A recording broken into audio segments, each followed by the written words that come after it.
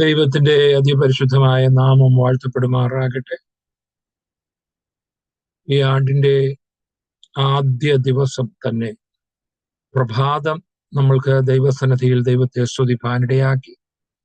സന്ധ്യാസമയവും ഓൺലൈനിൽ നമ്മൾക്ക് കടന്നു വന്ന് ദൈവത്തെ സ്തുതിപ്പാനും ദൈവം നമ്മൾക്ക് ചെയ്തതായ നന്മകളെ ഓർത്ത് ദൈവത്തിന് നന്ദി കരേറ്റുവാനും അനേക വിഷയങ്ങൾ ദൈവസന്നിധിയിൽ വെച്ച് മധ്യസ്ഥത അണയ്ക്കുവാൻ കർത്താവ് നമ്മൾക്ക് തന്ന നല്ല അവസരത്തെ ഓർത്ത് ഞാൻ ദൈവത്തിന് മഹത്വം കരേറ്റുന്നു. കഴിഞ്ഞ ന്യൂ ഇയറിന് നമ്മുടെ മധ്യത്തിൽ ഇല്ലാതിരുന്ന ചില പ്രിയപ്പെട്ടവർ ഓൺലൈനിലുണ്ട്. അവർക്കും പുതുവർഷത്തിന്റെ എല്ലാ ആശംസകളും നേരട്ടെ. കർത്താവ് എല്ലാവരെയും അവിടെവിടങ്ങളിൽ പരിപാലിച്ച് ജയോത്സകരമായി നടത്തട്ടെ എന്ന് ആഗ്രഹിക്കുകയും പ്രാർത്ഥിക്കുകയും ചെയ്യുകയാണ്. അനേക വിഷയങ്ങൾ ദൈവസന്നിധിയിൽ വെച്ച് മധ്യസ്ഥത അണയ്ക്കുവാൻ ഈ സന്ധ്യാസമയം കർത്താവ് നമ്മളെ സഹായിച്ചു. നല്ല പാട്ടുകൾ പാടി കർത്താവിനെ ആരാധിപ്പാൻ വർഷിപ്പ് ലീഡിയുവാനൊക്കെയും പ്രിയബാവുവിനെയും കർത്താവ് ബലപ്പെടുത്തി. കർത്താവ് നമ്മൾക്ക് നൽകിയിട്ടുള്ള താലന്തുകൾ ദൈവനാമ മഹത്വത്തിനായി വിനിയോഗിപ്പാൻ ദൈവസഭ ഓരോരുത്തരും കാണിക്കുന്ന ആ ഉത്സാഹത്തെ ഓർത്ത് ഞാൻ ദൈവത്തിന് മഹത്വം കരേറ്റുകയാണ്. തുടർന്ന് നമ്മുടെ മുമ്പിലുള്ള അല്പസമയത്തെ വചന ധ്യാനത്തിനായി തിരഞ്ഞെടുത്തിരിക്കുന്ന വേദഭാഗം മത്തായിയുടെ സുവിശേഷം 24 അധ്യായം അതിന്റെ 42 വചനവും 25 അധ്യായം 13 വചനവും.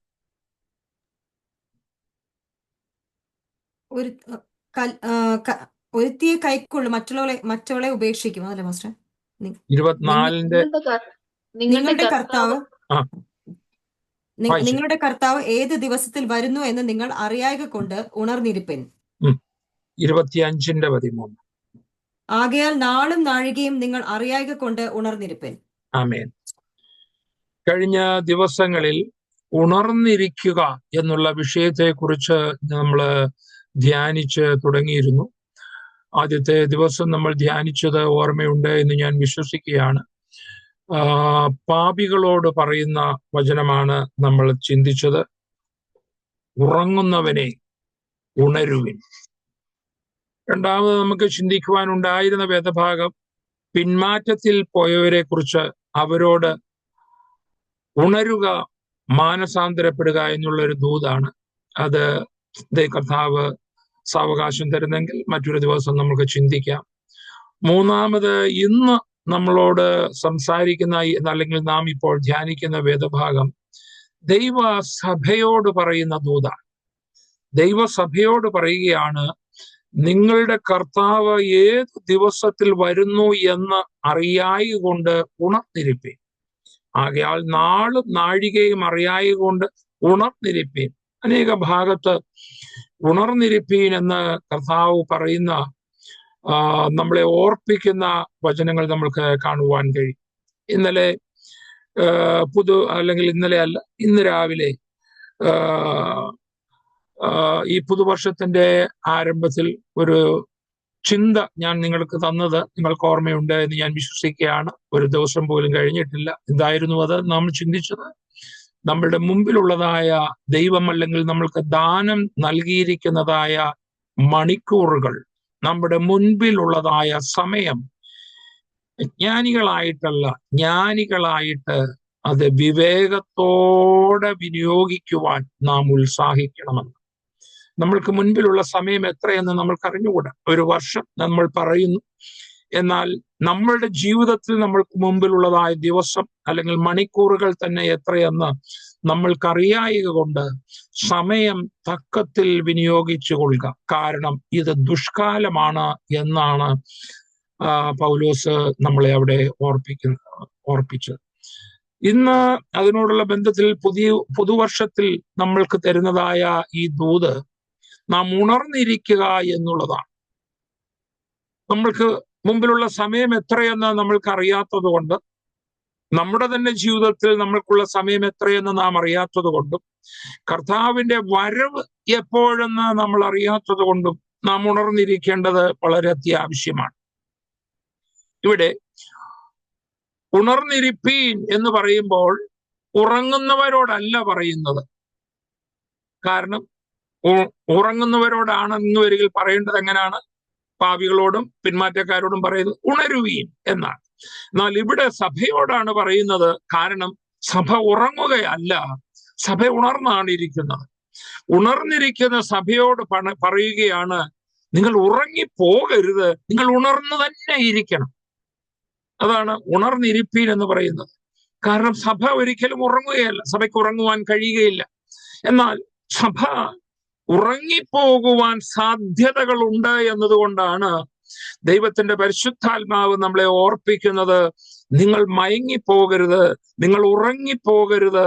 കാരണം നിങ്ങളുടെ കർത്താവ് എപ്പോൾ വരുമെന്ന് നിങ്ങൾ അറിയായതുകൊണ്ട് നിങ്ങൾ ഇപ്പോൾ ഉണർന്ന് പ്രതീക്ഷയോടിരിക്കുന്നത് പോലെ അതേപോലെ ഉണർന്നു തന്നെ ആ പ്രതീക്ഷയിൽ നിങ്ങൾ തുടരണമെന്ന് ദൈവത്തിന്റെ വചനം നമ്മളെ ഉത്ബോധിപ്പിക്കുന്നത്. 1 തെസ്സലോനിയ 5:5-6 മുന്നെടുത്താട്ടെ. 1 തെസ്സലോനിയ 5:5-6.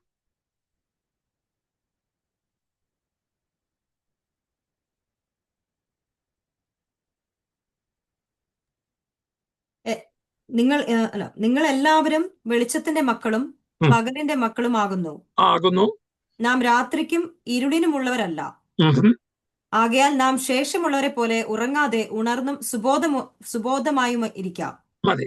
ശേഷമുള്ളവരെ പോലെ, അതായത് പാപികളായിരിക്കുന്ന പിന്മാറ്റത്തിൽ പോയവര് അവർ ഉറങ്ങി ഇരിക്കുന്നത് പോലെ ആകാതെ നിങ്ങൾ ഉണർന്നും സുബോധവുമുള്ളവരായിരിക്കുക.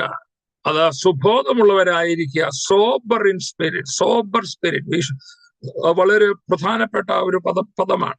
നമ്മൾ എപ്പോഴും സുബോധമുള്ളവരായിരിക്കണം. ഈ പുതുവർഷത്തിൽ നമ്മൾ ചിന്തിക്കുന്ന ആ ഒരു ചിന്ത എന്ന് പറയുന്നത്, നമ്മൾ സുബോധത്തോടെയാണോ നമ്മുടെ ദിവസങ്ങൾ കഴിക്കുന്നത് എന്നുള്ളതാണ്. കാരണം ഈ സുബോധം അല്ലെങ്കിൽ നിർമ്മതരായിരിക്കുക എന്നൊരു പദവും കൂടെ നമ്മൾക്ക് കാണുവാൻ കഴിയും. സുബോധമുള്ളവരായിരിക്കുക എന്ന് പറയുവാൻ കാരണം, ദൈവസഭയിൽ ഉണർന്നിരിക്കുന്നവരെങ്കിലും ഈ സുബോധം നഷ്ടപ്പെട്ടവരുണ്ട് എന്നതുകൊണ്ടാണ് സുബോധമുള്ളവരായിരിക്കുക എന്ന് പ്രത്യേകം എടുത്തു പറയുന്നത്. കാരണം ദൈവസഭയിലാണ്, രക്ഷിക്കപ്പെട്ട കൂട്ടമാണ്. എന്നാൽ അവർ ബോധമില്ലാത്തവരായി, സുബോധമില്ലാത്തവരായി മുന്നോട്ട് ജീവിക്കുന്നത് കൊണ്ട് അവരോടാണ് പറയുന്നത്, നിങ്ങൾ ഉറങ്ങാതെ ഉണർന്നും സുബോധവും ഉള്ളവരായിരിക്കുക. 1 പത്രോസ് 1:13 നമ്മൾക്കൊന്ന് നോക്കാം. എന്താണ് ഈ സോബർ സ്പിരിറ്റ് അല്ലെങ്കിൽ സുബോധമായിരിക്കുക എന്ന് പല ഭാഗത്ത് നമ്മൾക്ക് കാണുവാൻ കഴിയും. ആകയാൽ നിങ്ങളുടെ മനസ്സ് ഉറപ്പിച്ച് നിർമ്മതരായി യേശു ക്രിസ്തുവിന്റെ പ്രത്യക്ഷതയെങ്കിൽ നിങ്ങൾക്ക് വരുവാനുള്ള കൃപയിൽ പൂർണ്ണ പ്രത്യാശ വെച്ചുകൊള്ളുവൻ. നോക്കൂ, ഇവിടെ പത്രോസ് നമ്മളെ ഓർപ്പിക്കുന്നത് എന്താണ്? നിങ്ങളുടെ മനസ്സ് ഉറപ്പിക്കണം. എന്തിനു വേണ്ടി? യേശുക്രിസ്തുവിന്റെ പ്രത്യക്ഷതയോടുള്ള ബന്ധത്തിൽ ഇന്ന് നഷ്ടപ്പെട്ടുകൊണ്ടിരിക്കുന്ന ഒന്നാണ് എന്ത്? കർത്താവിന്റെ വരവിലുള്ള പ്രത്യാശ. എന്നാൽ ദൈവത്തിന്റെ വചനം പത്രോസ് നമ്മളെ ഓർപ്പിക്കുന്നത്, നിങ്ങളുടെ മനസ്സൊന്ന് ഉറപ്പിക്ക്. കാരണം ഞാൻ പോയ പോലെ വീണ്ടും വരും എന്ന് അരുളി ചെയ്തവന്റെ വചനത്തെ നിങ്ങളൊന്ന് വിശ്വസിക്ക്. നിങ്ങൾ അത് ഏറ്റെടുത്ത് നിങ്ങളുടെ മനസ്സൊന്ന് ഉറപ്പിക്ക്. എന്തിലാണ് നിങ്ങളുടെ മനസ്സ് ഉറപ്പിക്കേണ്ടത്? നമ്മുടെ കർത്താവ് തന്റെ വാഗ്ദത്തം നിവർത്തിപ്പാൻ താമസിക്കുന്നില്ല. അവൻ തന്റെ വാഗ്ദത്ത നിവൃത്തിക്കായി അവൻ എത്രയും വേഗം വരും. ആ പ്രത്യാശയിൽ നിങ്ങൾ നിർമ്മതരായിരിക്കണം. അതായത് നിങ്ങൾ സുബോധമുള്ളവരായിരിക്കണം എന്നാണ് പത്രോസ് നമ്മളെ അവിടെ ഉത്ബോധിപ്പിക്കുന്നത്. അതിന്റെ താഴോട്ട് ഒന്ന് രണ്ട് വചനങ്ങൾ കൂടെ വായിച്ചാട്ട് നമ്മൾ എന്ത് ചെയ്യണം? പണ്ട് നിങ്ങളുടെ അജ്ഞാനകാലത്ത് ഉണ്ടായിരുന്ന മോഹങ്ങളെ മാതൃകയാക്കരുത്. അപ്പോൾ സുബോധമായി നാം ഇരിക്കണമെന്ന് വരികിൽ രക്ഷിക്കപ്പെടുന്നതിന് മുന്നമേ പണ്ടുണ്ടായിരുന്ന നമ്മുടെ ആ കാലത്ത്, നമ്മുടെ അജ്ഞാന കാലത്ത്, കാരണം അത് നമ്മൾ അന്നത് ചെയ്തത് നമ്മുടെ അജ്ഞാനകാലമായി, നമ്മൾക്ക് അറിയത്തില്ല, അറിയാതെ ചെയ്ത അനേക വഷളത്തരങ്ങളും തെറ്റുകളും കുറ്റങ്ങളും ഒക്കെ ഉണ്ട്.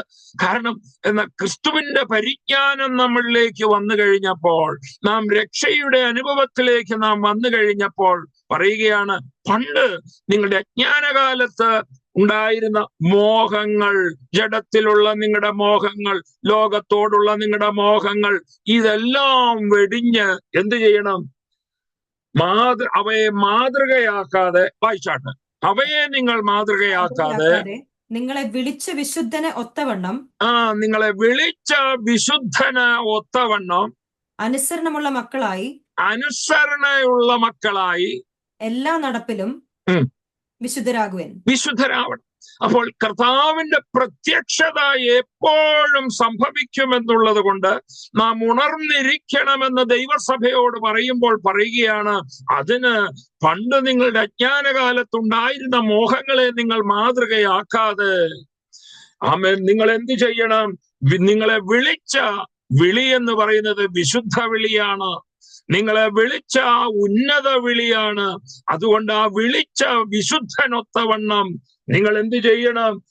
നിങ്ങളെ തന്നെ വിശുദ്ധീകരിക്കണം. നിങ്ങൾ വിശുദ്ധരാകണം. ഇന്ന് നമ്മൾക്ക് ദൈവസഭയ്ക്ക് നഷ്ടപ്പെട്ടുകൊണ്ടിരിക്കുന്ന ഒരു അനുഭവമാണ് വിശുദ്ധി. കാരണം കർത്താവ് മധ്യാകാശത്ത് വരുന്നത് വിശുദ്ധി കാത്തു സൂക്ഷിച്ച, നിർമ്മലത കാത്തു സൂക്ഷിച്ച, പരിശുദ്ധി കാത്തു സൂക്ഷിച്ച തന്റെ കാന്തയെ ചേർക്കുവാനാണ് കർത്താവ് മധ്യാകാശത്തിൽ വരുന്നത്. നാം അത് മറന്നു പോകരുത്.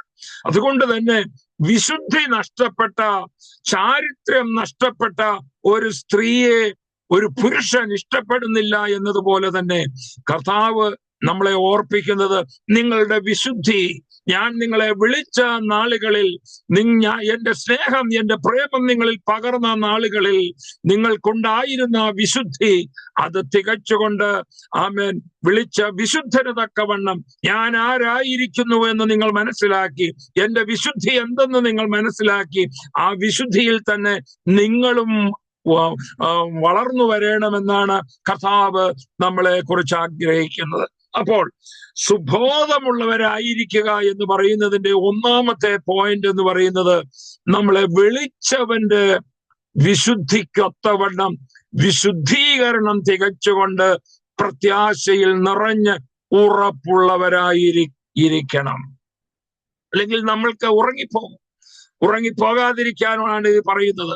രണ്ടാമത്തെ പത്രോസ് പറയുന്നത് 4:7 നോക്കിക്കാട്ടെ. അത് 1 പത്രോസ് 4:7, അവിടെയും നമ്മൾക്ക് ഒരു പദപ്രയോഗം കാണാം.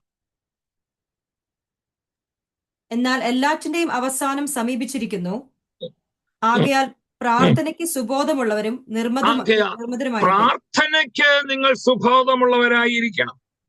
രണ്ടാമത് പത്രോസ് നമ്മളെ ഓർപ്പിക്കുന്നത് പ്രാർത്ഥനയ്ക്ക് സുബോധമുള്ളവരായിരിക്കണം. കാരണം എന്താണ്? അതിന്റെ ആദ്യ ഭാഗത്ത് പറയുന്നു, സകലത്തിന്റെ അവസാനം അടുത്തിരിക്കുകയാണ്, കാലം അതിവേഗം മുന്നോട്ട് പാഞ്ഞുകൊണ്ടിരിക്കുകയാണ്, അന്ത്യകാലം അടുത്തുകൊണ്ടിരിക്കുകയാണ്. ആകയാൽ നിങ്ങൾ നിങ്ങളുടെ പ്രാർത്ഥനാ ജീവിതത്തിൽ ആമേൻ സുബോധമുള്ളവരായിരിക്കണം എന്ന് നമ്മളെ ഓർപ്പിക്കുകയാണ്. പ്രാർത്ഥനാ ജീവിതത്തിൽ സുബോധം ഉള്ളവരായിരിക്കുക എന്ന് പറഞ്ഞാല് ഞാൻ ഇങ്ങനെ ചിന്തിച്ചെന്താ, കാരണം ഒരു ആരാധന മീറ്റിംഗ് തുടങ്ങുവാനായിട്ട് പ്രാർത്ഥിച്ചു തുടങ്ങുവാൻ പറഞ്ഞാൽ നമ്മളെ ആ വിഷയത്തെ കോൺസെൻട്രേറ്റ് ചെയ്ത് വേണം നമ്മൾ പ്രാർത്ഥിക്കാൻ. നമ്മുടെ മുമ്പിൽ വിളമ്പിയ ഭക്ഷണം കഴിക്കുവാനായിട്ട് പ്രാർത്ഥിക്കുവാൻ പറഞ്ഞാൽ ആ ഭക്ഷണത്തെ ഓർത്തും ഭക്ഷണമില്ലാതെ ഭാരപ്പെടുന്നവരെ ഓർത്തുമാണ് നമ്മൾ പ്രാർത്ഥിക്കേണ്ടത്. അത് സ്തോത്രകാഴ്ചയ്ക്ക് പ്രാർത്ഥിക്കുവാൻ പറഞ്ഞാൽ അതിലേക്ക് കരങ്ങളെ നീട്ടിയവരെ അനുഗ്രഹിച്ചും നീട്ടുവാൻ കഴിയാത്തവരെ, അല്ലെങ്കിൽ അതിന് കഴിവില്ലാത്തവർക്ക് അവർ കഴിവ് നൽകേണ്ടതിനും ആയിട്ടും ആ പണം ദൈവനാമ മഹത്വത്തിനായി വിനിയോഗിക്കേണ്ടതിനുമായിട്ടാണ് നാം പ്രാർത്ഥിക്കേണ്ടത്. എന്നാൽ ചിലർക്ക് പ്രാർത്ഥിക്കുന്ന കാര്യത്തിൽ സുബോധമില്ല. എങ്ങനെ പ്രാർത്ഥിക്കണം, എന്ത് പ്രാർത്ഥിക്കണമെന്നറിയാതെ ജീവിക്കുന്നവരുണ്ട്. ഇനി എത്ര മണിക്കൂർ വേണേലും ടിവിയോ സിനിമ ഒക്കെ കണ്ടുകൊണ്ടിരിക്കാൻ ഒരു മടിയില്ല, ഒരു ഉറക്കവും വരത്തില്ല, അല്ലെ? എന്നാ പിള്ളേരെ വാ, നമുക്ക് സഹോദരങ്ങളെല്ലാം വാൻഡി സഹോദരി വാ, നമുക്ക് പ്രാർത്ഥിക്കാമെന്ന് പറഞ്ഞു കഴിഞ്ഞാൽ അപ്പോഴേ വായിക്കോട്ടെ വന്നു കഴിഞ്ഞു. ഇല്ലേ, നിങ്ങളൊന്ന് ചിന്തിച്ചാൽ മതി. അപ്പോഴേ നമ്മൾക്ക് വായിക്കോട്ടെ വന്നു കഴിഞ്ഞു. ഇനി വായിക്കോട്ടെ വിട്ടിട്ട് നമ്മളൊന്ന് പ്രാർത്ഥിക്കാനിരുന്ന് നോക്ക്, ആമേൻ പറയുന്നതിന് മുമ്പ് ചിലർ ഉറക്കം തൂങ്ങി കാണും. കാരണം പ്രാർത്ഥന എന്നുള്ള വിഷയം വരുമ്പോഴേക്കും നമ്മൾ നമ്മുടെ സുബോധം നഷ്ടപ്പെട്ടു പോയി. പ്രാർത്ഥന ജീവിതത്തിലുള്ള അതിലുള്ള നമ്മുടെ ആ ബോധം നഷ്ടപ്പെട്ടു പോയിരിക്കുകയാണ്. നമ്മൾ ബോധമില്ലാത്തവരായിട്ടാണ് എവിടെ ഇരിക്കുന്നു, എന്തിനോടുള്ള ബന്ധത്തിൽ ഇരിക്കുന്നു, എന്തിനിരിക്കുന്നു എന്നുള്ളതായ ബോധം പോലും നഷ്ടപ്പെട്ടവരായിട്ടാണ് പ്രാർത്ഥനയിൽ ഇരിക്കുന്നത്. അതുകൊണ്ടാണ് പത്രോസ് നമ്മളെ ഓർപ്പിക്കുന്നത്, പ്രാർത്ഥനയിൽ നിങ്ങൾ സുബോധമുള്ളവരായിരിക്കണം. ഇനി മൂന്നാമത്തെ, പണ്ടൊക്കെ പറയാൻ ഒത്തിരി ഉണ്ട്, എന്ന വിഷയം തീരത്തില്ല, പോട്ടെ. മൂന്നാമത്തെ പത്രോസിന്റെ അതേ തന്നെ 5:8 ഒന്ന് വായിച്ചാട്ടെ. 5:8. നിർമ്മതരായിരിപ്പിൻ, ഉണർന്നിരിപ്പിൻ. നിങ്ങളുടെ പ്രതിയോഗിയായ പിശാച് അലറുന്ന സിംഹം എന്ന പോലെ ആരെ വിഴുങ്ങേണ്ടു എന്ന് തിരഞ്ഞ് ചുറ്റി നടക്കുന്നു. ലോകത്തിൽ നിങ്ങൾക്കുള്ള മതി. അവിടെ നിർമ്മതരായിരിക്കുവാൻ പത്രോസ് നമ്മളെ ഓർപ്പിക്കുന്ന എന്തിനോടുള്ള ബന്ധത്തിലാണ്? നിങ്ങളുടെ പ്രതിയോഗിയായ പിശാച് എന്ത് ചെയ്യുന്നു? ആരെ വിഴുങ്ങേണ്ടു അപ്പോൾ എന്ന് വിചാരിച്ച് അവൻ ഊടാടി ചുറ്റി നടക്കുകയാണ്. തിരിഞ്ഞ് ചുറ്റി നടക്കുകയാണ്. മത്തായിയുടെ സുവിശേഷം 24:24 ഒരു പദപ്രയോഗമുണ്ട്. കർത്താവ് പറയുന്ന മറ്റൊരു പദപ്രയോഗം അതെടുത്താട്ട് അതുകൊണ്ട് എടുത്തിട്ട് നമുക്ക് ഇങ്ങോട്ട് പറയാം. 24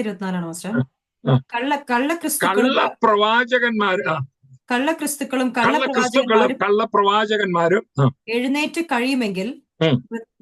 കഴിയുമെങ്കിൽ വൃതന്മാരെയും തെറ്റിപ്പാനായി വലിയ അടയാളങ്ങളും അത്ഭുതങ്ങളും കാണിക്കും. മതി. അപ്പോൾ കർത്താവ് നമ്മളെ ഓർപ്പിക്കുന്നത് കള്ളക്രിസ്തുക്കളും കള്ളപ്രവാചകന്മാരും ഇതെല്ലാം ഇന്നുണ്ട് കേട്ടോ. പ്രവാചകന്മാരെ നമ്മൾ അന്ധമായി വിശ്വസിക്കേണ്ട. പ്രവചനമുണ്ട്, പ്രവചന ശുശ്രൂഷയുണ്ട്, സത്യാത്മാവിൽ ദൈവിക ആലോചന പറയുന്ന പ്രവാചകന്മാരുമുണ്ട്. എന്നാൽ പ്രവചനം ആത്മാവിൽ ഉള്ളതോ എന്ന് നാം വിവേചിച്ചറിയണം. ഇതിനാണ് ദൈവമക്കൾ വിവേചനവരം പ്രാപിക്കണം. കാരണം ആ വ്യക്തി പറയുന്നത്, ആ വ്യക്തിയെ തന്നെ നാം പരിശോധിക്കണം. അറിയാമെങ്കിൽ ആ വ്യക്തിയെ തന്നെ പരിശോധിക്കണം. ആ വ്യക്തിയുടെ പേഴ്സണൽ ജീവിതം എങ്ങനെയാണ്? വിശുദ്ധിയില്ലാത്തവനും ജീവിത സാക്ഷ്യമില്ലാത്തവനും പ്രവചിക്കുന്നെന്ന് വരികില് അവനോട് ഇരിക്കാൻ പറയണം. അല്ലെങ്കിൽ അത് കേൾക്കുവാൻ നമ്മൾ ഇരിക്കരുത്. അവൻ കള്ളപ്രവാചകനാണ്. കാരണം അവൻ എന്ത് ചെയ്യുകയാണെന്നാണ് പറയുന്നത്. കള്ളപ്രവാചകൻ എന്ത് ചെയ്യുന്നു? വായിച്ചേ. കള്ളക്രിസ്തുക്കളും കള്ളപ്രവാചകന്മാരും എന്താ പറഞ്ഞിരിക്കുന്ന അവിടെ? 24:24 ഇപ്പൊ വായിച്ച വചനം. കള്ളക്രിസ്തുക്കളും കള്ളപ്രവാചകന്മാരും എഴുന്നേറ്റ് കഴിയുമെങ്കിൽ വൃതന്മാരെ ദൈവമക്കളെ തെറ്റിച്ചു കളയുന്നൊരു കാലം. ദൈവജനത്തെ തെറ്റിച്ച് കള്ളപ്രവാചകന്മാരാണ് ഇന്ന് പലപ്പോഴും ദൈവജനത്തെ തെറ്റിച്ച്, ദൈവജനത്തെ ചിതറിച്ച്, സഭകളെ പിളർത്തി സഭകളെ ഇല്ലാതാക്കി കളയുന്ന കള്ളപ്രവാചകന്മാർ. ഇവരെയൊക്കെ നാം വളരെ ശ്രദ്ധിക്കേണ്ടതാണ്. അപ്പോൾ അതുകൊണ്ടാണ് പറയുന്നത്, പ്രതിയോഗിയായ പിശാച് ആരെ വിഴുങ്ങേണ്ടു എന്ന് വിചാരിച്ച് ചുറ്റി നടക്കുകയാണ്. അതുകൊണ്ട് നാം എന്ത് ചെയ്യണം? സുബോധമുള്ളവരായിരിക്കണം, നിർമ്മതരായിരിക്കണം. ഉറങ്ങിപ്പോകരുതെന്ന് ദൈവസഭയോടാണ് പറയുന്നത്. നിങ്ങൾ ഉറങ്ങിപ്പോകരുത്. നിങ്ങൾ ഈ വിഷയത്തിന്മേൽ ഉറങ്ങിപ്പോയാൽ നിങ്ങളുടെ പ്രതിയോഗി നിങ്ങളുടെ മേൽ ജയമെടുക്കുവാനും നിങ്ങളെ ചീന്തിക്കളയുവാനും ഇടവരുമെന്നാണ് ദൈവത്തിന്റെ വചനം നമ്മളെ ഓർപ്പിക്കുന്നത്. ആകയാൽ നിങ്ങൾ സുബോധമുള്ളവരായിരിക്കണം, ഉറങ്ങിപ്പോകരുത്. പ്രിയ ദൈവമക്കളെ, നാലാമത് നമ്മൾ ചിന്തിച്ചാൽ ദൈവവചനത്തിൽ നാം വേര് ഇറങ്ങി വളരുന്നവരായിരിക്കണം. ഉറങ്ങിപ്പോകാതിരിക്കണമെന്ന് വരികിൽ. കാരണം ദൈവവചനത്തിൽ പറഞ്ഞിരിക്കുന്ന ആത്മീക മർമ്മങ്ങളെ ഗ്രഹിക്കുവാൻ നമ്മൾക്ക് ഉയരത്തിൽ നിന്നുള്ള ജ്ഞാനം ആവശ്യമാണ്. ഇന്ന് വചനത്തിൽ ഇല്ലാത്ത കാര്യങ്ങള് പെരുപ്പിച്ചും തെറ്റായ ആലോചനകളെ നൽകിയും ജനത്തെ തെറ്റിച്ചു കളയുന്ന അനേക ആൾക്കാരെ നമ്മൾക്ക് കാണുവാൻ കഴിയും. നമ്മൾ വളരെ സൂക്ഷിക്കണം. എല്ലാവരെയും നമ്മൾ വിശ്വസിക്കരുത്. എല്ലാ ഇന്റർപ്രിട്ടേഷനും എപ്പോഴും കറക്റ്റ് ആയിരിക്കണമെന്നില്ല. അതുകൊണ്ട് തന്നെ നാം വചനത്തിൽ ആഴമായി ഇറങ്ങി ആത്മാവിൽ വചനത്തെ നാം ഉത്സാഹിക്കണം. അതുകൊണ്ടാണ് നമ്മളെ ഓർപ്പിക്കുന്നത്, എഫേസ്യർ 4:14 നമ്മളെ ഓർപ്പിക്കുന്നു. വായിച്ചാട്ടെ, എഫേസ്യർ 4:14. നാം ഇനി മനുഷ്യരുടെ ചതിയാലും അങ്ങനെ നാം ഇനി മനുഷ്യരുടെ ചതിയാലും ഉപായത്താലും തെറ്റിച്ചു കളയുന്ന തന്ത്രങ്ങളിൽ കുടുങ്ങിപ്പോകുവാൻ തക്കവണ്ണം ഉപദേശത്തിന്റെ ഓരോ കാറ്റിനാൽ അലഞ്ഞുഴലുന്ന ശിശുക്കളാകരുത്, മറിച്ച് നാം വചനത്തിൽ പക്വതയുള്ളവരായി വളർന്നവരായിരിക്കണം. വചനമെന്ന പാൽ കുടിച്ച് നാം പക്വത പ്രാപിച്ചു വളരണം ദൈവവചനത്തിൽ. പ്രിയ ദൈവമക്കളെ, നാം ഉറങ്ങിപ്പോയാൽ എന്ത് സംഭവിക്കും? എല്ലാവരും പറയുന്നത് എല്ലാം ശരിയാണെന്നങ്ങ് ചിന്തിച്ചു. കാരണം വചനത്തിൽ ജ്ഞാനമില്ല. അതുകൊണ്ടാണ് പൗലോസ് നമ്മളെ ഓർപ്പിക്കുന്നത്, മനുഷ്യരുടെ ചതിയാലും ഉപായത്താലും തെറ്റിച്ചു കളയുന്ന തന്ത്രങ്ങളിൽ കുടുങ്ങിപ്പോകുവാൻ തക്കവണ്ണം ഉപദേശത്തിന്റെ ഓരോ കാറ്റിനാൽ ആടി ഉഴലുന്ന ശിശുക്കളാകരുത്. നാം പരിജ്ഞാനമുള്ളവരായി, പക്വതയുള്ളവരായി, വചനത്തിൽ ആഴമേറിയ ജ്ഞാനമുള്ളവരായി, വചനത്തിൽ വേരൂന്നിയവരായി, വചനത്തിൽ വിശ്വാസമുള്ളവരായി ബലപ്പെട്ട് ശക്തിയോട് നാം വളരേണ്ടത് ആവശ്യമാണ്. ദൈവസഭയിൽ ദൈവവചനം ഈ കാലഘട്ടത്തിൽ കുറഞ്ഞുകൊണ്ടിരിക്കുക. ഒരു ഇളക്കപ്പെരുപ്പമാണ് ഇന്ന് സഭകളിൽ പല സഭകളിലും കാണുന്നത്. ഇളക്കപ്പെരുപ്പമല്ല ദൈവവചനം. ഇളക്കപ്പെരുപ്പത്തിന്റെ കുഴപ്പം എന്താന്ന് വെച്ചാൽ, ആ പെരുപ്പം നിന്നോ ഡ്രമ്മടി നിൽക്കുമ്പോൾ എല്ലാം കഴിഞ്ഞു. കീബോർഡ് സ്വിച്ച് ഓഫ് ആയി കഴിഞ്ഞാൽ എല്ലാം കഴിഞ്ഞു. അങ്ങനല്ല. ദൈവവചനത്തിൽ ഉറപ്പുള്ളവരായി നാം ജീവിക്കേണ്ടത് ആവശ്യമാണ്. അല്ലെങ്കിൽ ദൈവസഭ ഉറങ്ങിപ്പോകും. സഭ ഉറങ്ങാതിരിക്കുവാനുള്ള കാര്യങ്ങളാണ് നാം ഈ രാത്രികാലം ചിന്തിക്കുന്നത്. പിന്നെ ഫെലോഷിപ്പ്, കൂട്ടായ്മകൾ നമുക്ക് വളരെ അത്യാവശ്യമാണ്. കൂട്ടായ്മകളിൽ നാം പോകാതിരിക്കുകയും ദൈവജനത്തോട് കൂട്ടായ്മകൾ ഇല്ലാതിരിക്കുകയും ചെയ്യുമ്പോൾ നാം ഉറങ്ങിപ്പോകും. ഫെലോഷിപ്പ് വളരെ ഇമ്പോർട്ടന്റ് ആയിട്ടുള്ളൊരു കാര്യമാണ്. അതാണ് നമ്മൾ ഇന്നലെ ആ വചനം ഇങ്ങനെ ചിന്തിക്കുകയുണ്ടായി. എന്താണ്? നിങ്ങളുടെ സഭായോഗങ്ങള് ഉപേക്ഷിക്കരുത്. എവിടെയാണ് ആ വചനം കിടക്കുന്നത്? ഉപേക്ഷയായി വിചാരിക്കരുതെന്നല്ല, ഉപേക്ഷിക്കരുത്. വായിച്ചേ, എബ്രായർ 10:25. സ്നേഹത്തിനും സൽപ്രവൃത്തികൾക്കും ഉത്സാഹം വർദ്ധിപ്പിപ്പാൻ അന്യോന്യം സൂക്ഷിച്ചോളുക. ചിലർ ചെയ്യുന്നത് പോലെ നമ്മുടെ സഭായോഗങ്ങളെ ഉപേക്ഷിക്കാതെ സഭായോഗങ്ങളെ നാം ഉപേക്ഷിക്കരുത്. ഇന്ന് നമ്മളിപ്പോൾ ഈ നടക്കുന്നത് നമ്മുടെ ഒരു സഭായോഗമാണ്, നമ്മുടെ ഒരു ഫെലോഷിപ്പ് മീറ്റിംഗ് ആണ്. ഫെലോഷിപ്പ് എന്ന് പറഞ്ഞാൽ ചിലരുടെ വിചാരം തിന്നാനും കുടിക്കാനും വരുന്നതാണ് ഫെലോഷിപ്പ് എന്നാണ്. അല്ല, അതിന് നമ്മുടെ ഭാഷയിൽ നമ്മൾ അതിന് ഫെലോഷിപ്പ് എന്നാണ് പറയുന്നത്. പലതരത്തിലുള്ള ഫെലോഷിപ്പുകളുണ്ട്. എന്നാൽ ആത്മീയ തലത്തിൽ നമ്മൾ ചിന്തിക്കുമ്പോൾ നമ്മുടെ കൂടിവരവുകളാണ് ഫെലോഷിപ്പ്.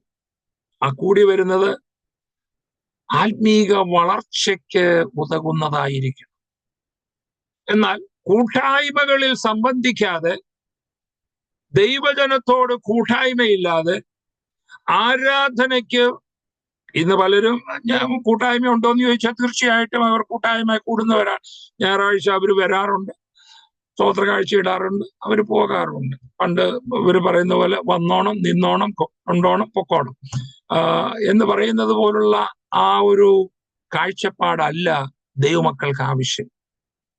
അതിലുപരിയായി ഞായറാഴ്ചത്തെ ഒരു ആരാധനയിൽ നാം തൃപ്തിപ്പെട്ടു പോകുന്നവരാകരുത്. അങ്ങനെ ആയാൽ നാം ഉറങ്ങിപ്പോകുവാൻ സാധ്യതകളേറെയാണ്.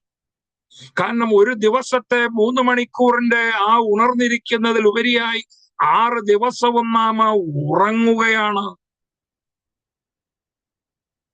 അപ്പോൾ എല്ലാ ദിവസവും മീറ്റിംഗ് ഉണ്ടെങ്കിൽ അത് ഏറ്റവും നല്ലതാണ്.